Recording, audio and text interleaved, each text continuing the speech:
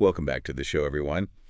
You know, last time we did a deep dive on building a solid company vision, so this time we're going to stick with Melissa Perri's product strategy framework and go a little deeper. That's right. We're talking strategic intents today Yeah. and how these things can really help you turn that big vision into, like actual progress. Exactly. So help us define these strategic intents. What are they? Yeah, so strategic intents are essentially 1 to 3 year business challenges that are meant to kind of push the company towards their vision. Okay. So it's less about like product features or marketing campaigns, and it's really about like tackling big company-wide challenges. Gotcha. So these are big, these are big goals. Exactly, yeah, much more encompassing. And they Yeah. really kind of set the direction for everyone in the company, so. Give me an example. Like, what would be a strategic intent? Sure, yeah, so imagine a company whose vision is to empower creators to share their stories with the world. Right. So their strategic intent could be something like increase the number of active creators on the platform by 50% in 2 years. Okay. And that kind of gives them this measurable target that directly supports their overarching vision. So it's kind of like the how, right? Like we talked about the what with the vision. Exactly. And this is like, okay, now, how are we going to get there? Precisely. What are those big steps we need to take? Yep.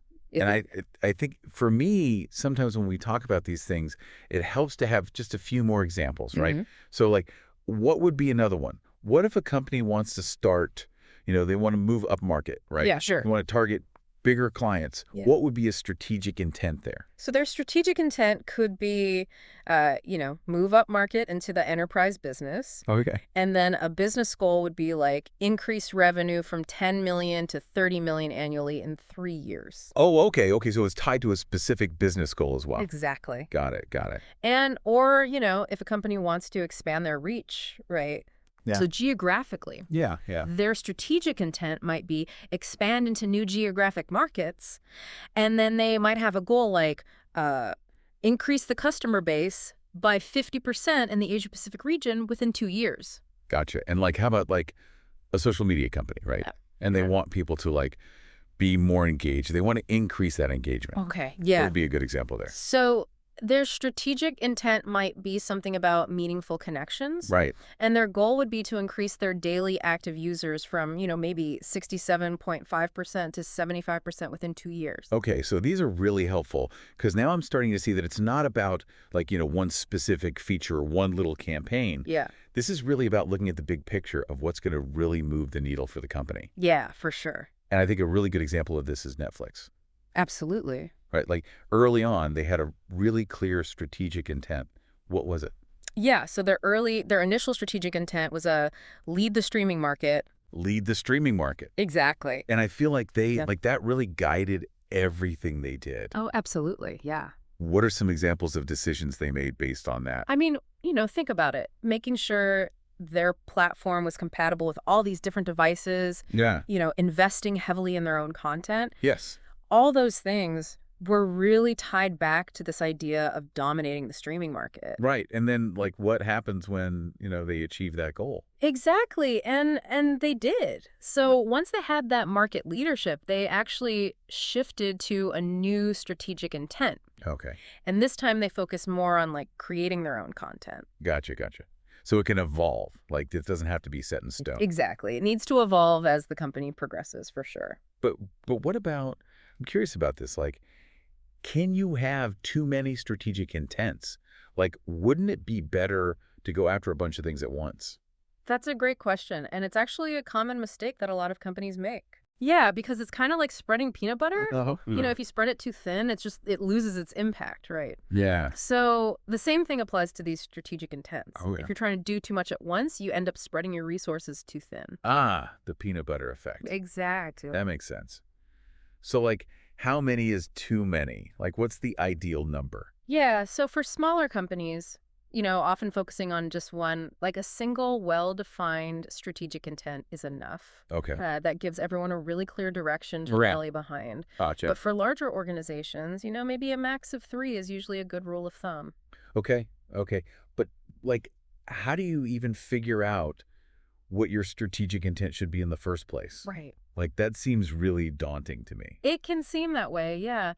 The key is to start with a really simple but powerful question, and that's, what business challenges are standing in the way of Mm. reaching our company vision. Mm. And once you can identify what those roadblocks are, then you can start to formulate strategic intents that are, designed to overcome them. So it's kind of like figure out where you want to go, where you are now, Yeah, and then what are those things that are stopping you from getting there. exactly. Yeah.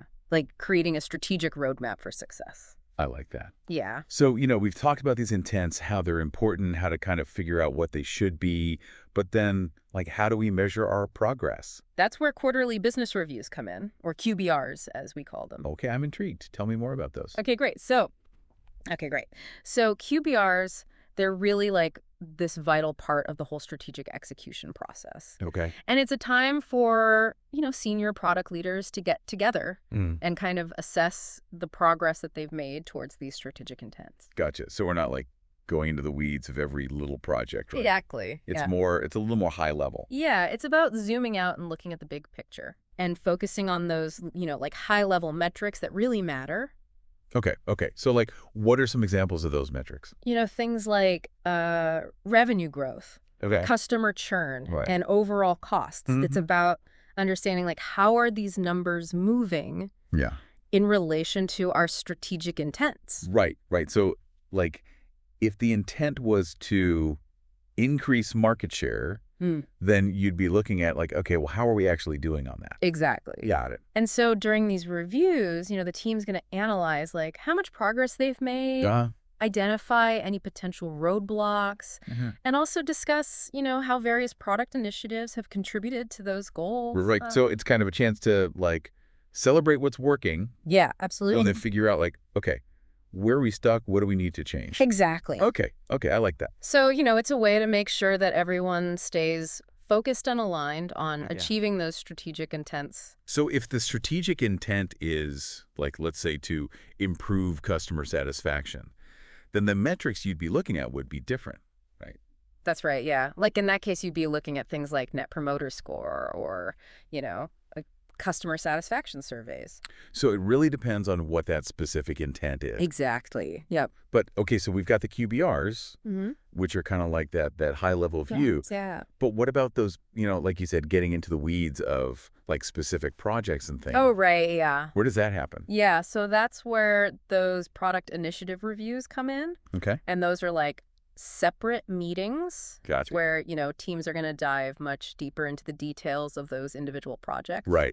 So it's kind of like a hierarchy, Yeah. right? Like, we've got the QBR at the top, Exactly. and then below that, we've got these more specific project reviews. Yeah, you got it. And according to Melissa Perri, this is actually it.